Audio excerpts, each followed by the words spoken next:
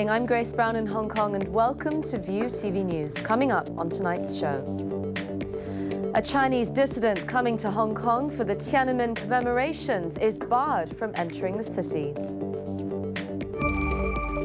More controversy over the fugitive law amendments as a lawyer says retroactive limits don't always apply on the mainland.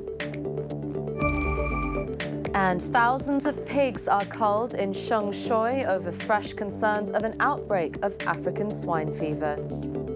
Thank you for joining us. Our top story tonight, Hong Kong immigration has refused entry to former Tiananmen student protest leader Feng Congde. He was planning to join the 30th anniversary commemorations on Tuesday.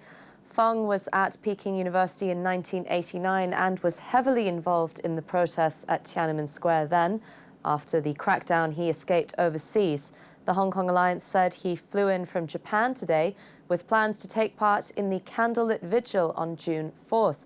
But he was taken away for questioning by immigration officers when he arrived and later refused entry. The Immigration Department has refused to comment on individual cases.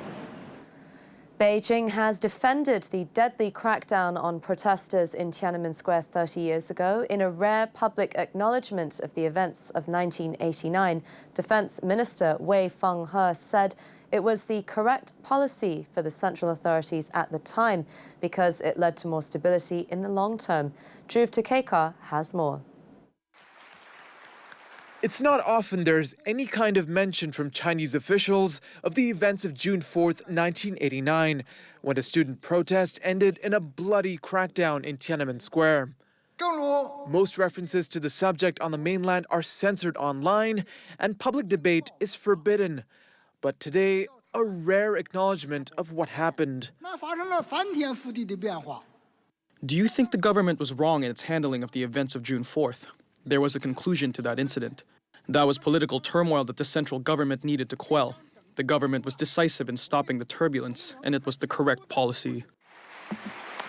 Wei made the remarks at the annual Shangri-La Dialogue in Singapore in a strongly worded speech that also touched on tensions with the U.S.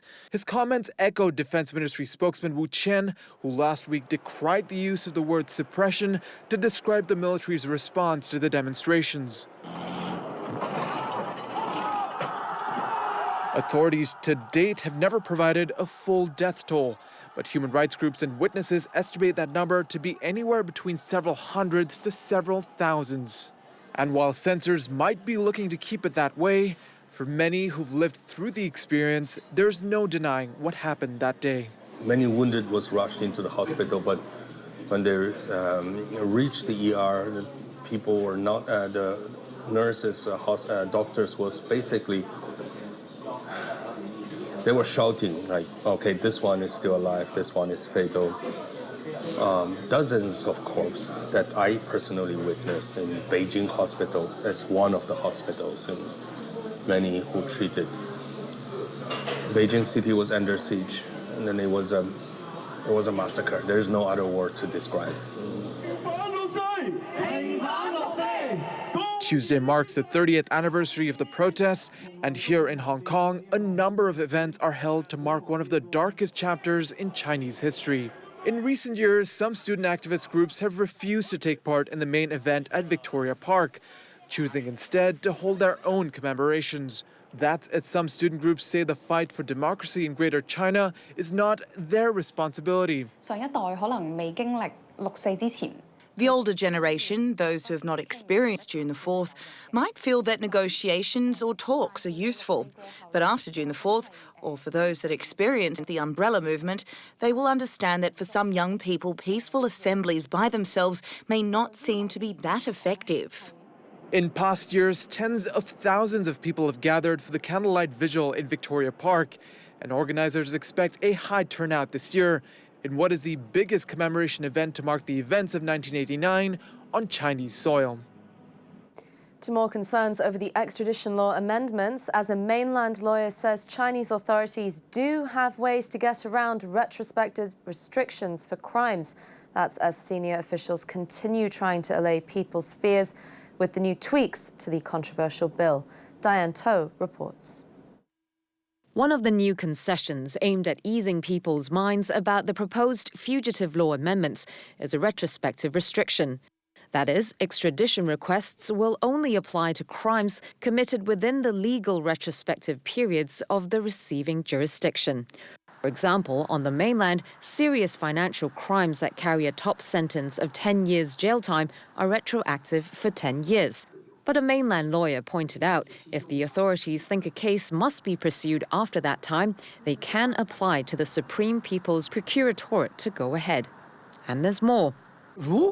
If law enforcement agents have already opened an investigation and you escape to Hong Kong or the US or Canada, it doesn't matter what the retrospective period is. The prosecution won't be restricted by any time period anymore. Top officials in Hong Kong have been busy all weekend trying to allay fears surrounding the planned changes to the law. Secretary for Security John Lee insisted on radio today that the bill isn't just for fugitive transfers to the mainland, but also other jurisdictions.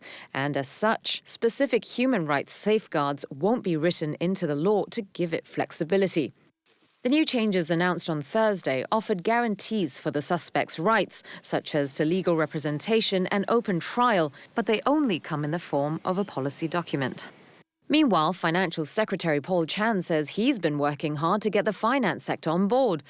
Chan wrote in his blog that he and the Security Bureau have been meeting many people over the past 2 weeks to explain that there are multiple administrative protections for those involved, and that all transfer decisions can be fought all the way up to the Court of Final Appeal. The Shengshui abattoir will be closed for another 4 days. That's as authorities finish culling some 4,100 pigs in a scare over African swine flu. Workers at the abattoir were seen wrapping up the carcasses in large plastic bags. Trucks then carted them away to landfills where they will be buried.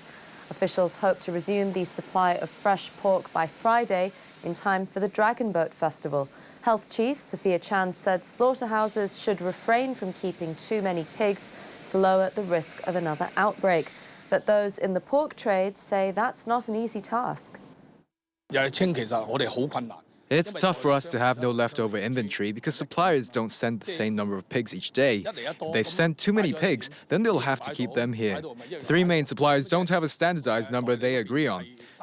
Meat traders have different deals each day too. For example, they can choose not to order pigs on rainy days, or they may want more during festival time or when a typhoon hits. It's hard to coordinate all the orders in real time.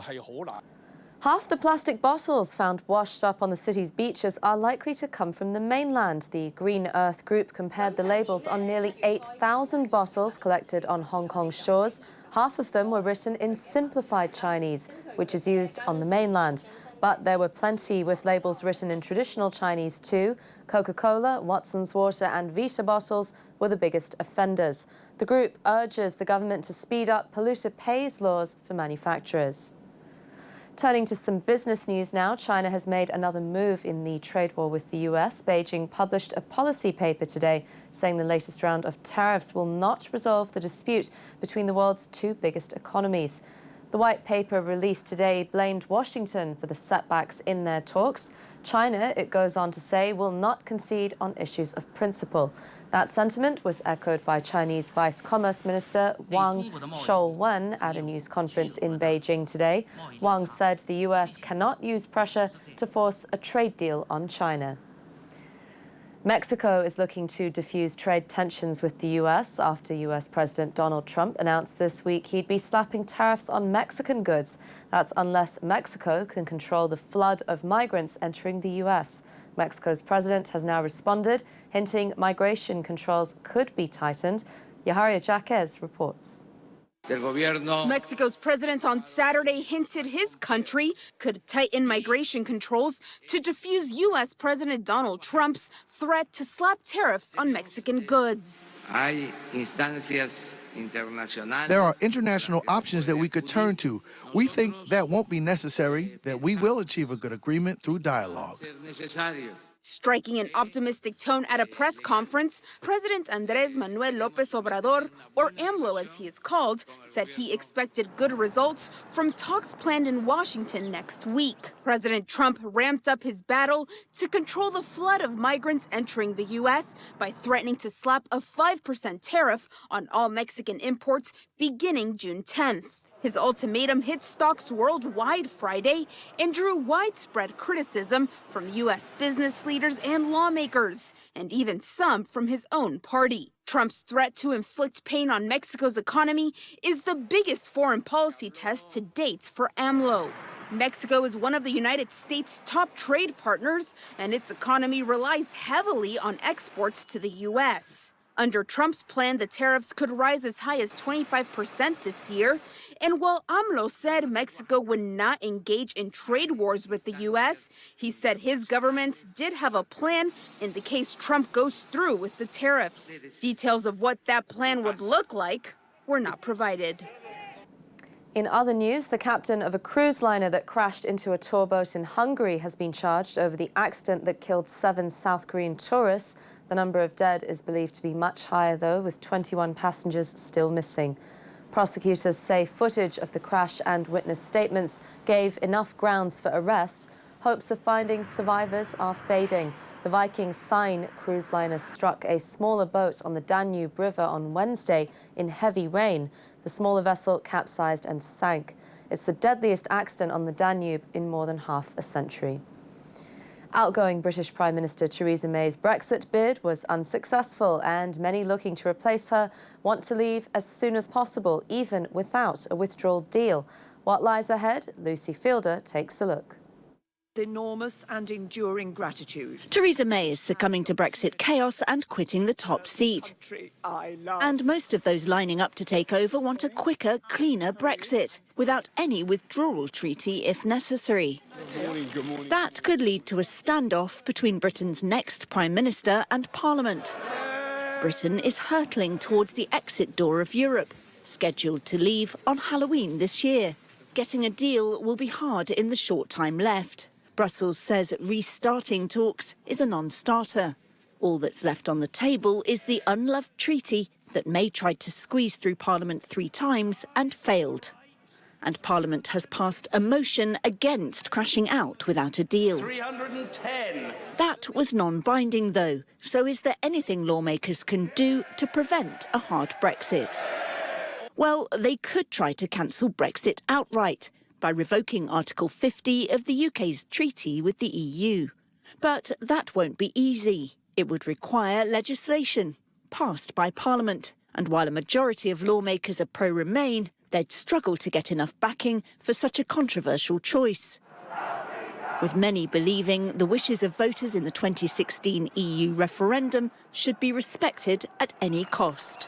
Or Parliament could seek an emergency debate and try to pass a motion saying no deal is a no-go. But that would also be non-binding. One last option would be to force a vote of no confidence against the government. That depends on how vicious things get in the next few weeks, since it would require defections from May's ruling Conservatives. It would also be a leap of faith, or some might say suicide. A general election would become highly likely. And since the Conservatives and the main opposition Labour were trounced in last week's European elections, they're likely to have little appetite for letting voters punish them again for the Brexit impasse. If no one comes up with an alternative, the UK will eject from Europe as planned in October, without May's successor